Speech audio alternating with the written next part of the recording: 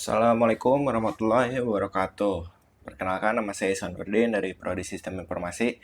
Di sini saya akan mempresentasikan tentang The Data Warehouse Toolkit edisi ketiga oleh Rap, Kimball, dan Margie Ross. Ini adalah rangkuman 21 chapter dari buku panduan definisi tentang dimensi modeling.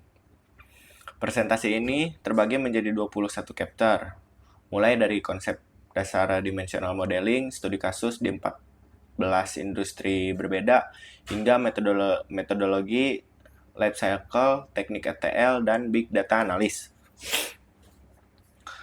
Bagian pertama membahas fondasi dimensional modeling dan penerapannya di berbagai industri, dari chapter 1 sampai chapter 14. Chapter 1 menjelaskan tujuan utama sistem data warehouse dan business intelligence harus mudah diakses, konsisten, adaptif, dan tepat waktu.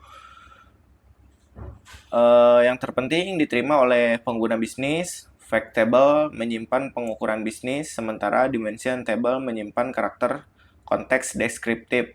Chapter ini juga memperkenalkan arsitektur Kimball dan membantah 5 mitos umum seputar dimensional modeling. Chapter 2 adalah referensi lengkap seluruh teknik dimensional modeling Kimball. Di sini dijelaskan proses desain 4 langkah, 3 jenis fact table, teknik slowly charging, dimension dari tipe 0 sampai 7, serta konsep BWS arsitektur dan bus matrik untuk mengintegrasi berbagai proses bisnis. Chapter 3 adalah studi kasus pertama penjualan retail. Di sini proses desain 4 langkah dipraktikkan secara penuh, mulai dari menentukan grain hingga membangun dimensi date, produk, store, dan promotion. Chapter 4 menggunakan kasus manajemen inventaris untuk mengilustrasikan 3 jenis fact table sekaligus membahas secara mendalam interface data warehouse bus metric. Chapter 5 ini menggunakan studi kasus pengadaan barang untuk membahas slowly charging dimension secara komprehensif dari tipe 0 hingga tipe 7, lengkap dengan skenario-nya nyata. Chapter 6 membahas kompleksitas manajemen pesanan, mulai dari header line fact table, accumulating, snapshot untuk variable pemenuhan pemesanan, hingga aturan penting, jangan pernah melakukan join langsung antar fact table. Chapter 7 membahas studi kasus akuntansi dari gelar Ledger dengan fokus dan pengamanan hierarki chart of account yang tidak rata menggunakan bridge table, serta consolidated fact table untuk membandingkan aktual dan anggaran. Chapter 8 berfokus pada dimensi customer yang kompleks, termasuk integrasi data pelanggan dari berbagai sumber, analisis perilaku pelanggan dari waktu ke waktu, dan teknik real-time fact table.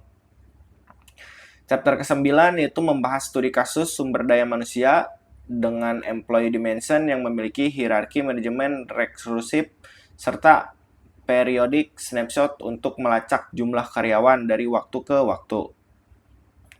Chapter ke-10 sini membahas studi kasus perbankan mencangkup akun dimension, holds dimension, hingga teknik dynamic value banding untuk mengkelompokkan saldo rekening secara dinamis.